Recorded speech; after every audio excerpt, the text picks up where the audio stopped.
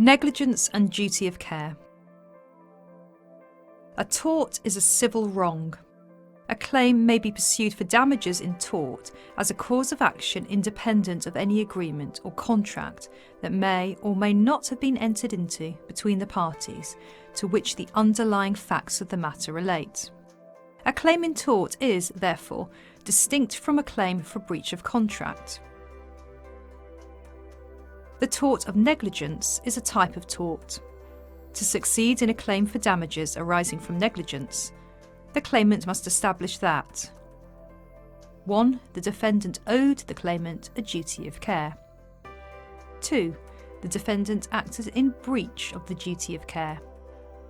3. The claimant has suffered damage or loss as a result of the defendant's breach of duty.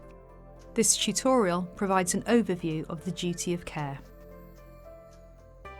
In Donoghue and Stevenson, the court established a general principle for determining the existence of a duty of care, recognising the so-called neighbour principle, and observed that in law a legal person, whether natural or corporate, must take reasonable care to avoid acts or omissions which could be reasonably foreseen as likely to cause damage or harm to his neighbours. A person's neighbours are those people so closely and directly affected by the acts or omissions of that person that he ought reasonably to have those neighbours in his contemplation when deciding whether to proceed to do or not to do something. In Donoghue, for example, the defendants were manufacturers of ginger beer. A friend of the claimant purchased a bottle of ginger beer for the claimant. The claimant drank some of the beer, but when she poured out the remainder of the contents in the bottle, a decomposed snail floated out of the bottle. She claimed that she suffered severe shock and became very ill as a result.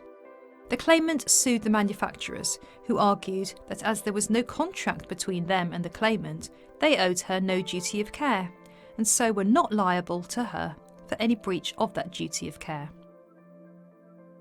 The House of Lords held that the defendants, being the manufacturers of the ginger beer, owed a duty of care to the claimant as the ultimate consumer or purchaser of the beer to take reasonable care to ensure that the bottle did not contain some substance which was likely to cause injury to health. This duty applied even though there was no privity of contract between the manufacturers and the claimant, evidencing the extent to which a claim in tort is distinct from a claim for breach of contract.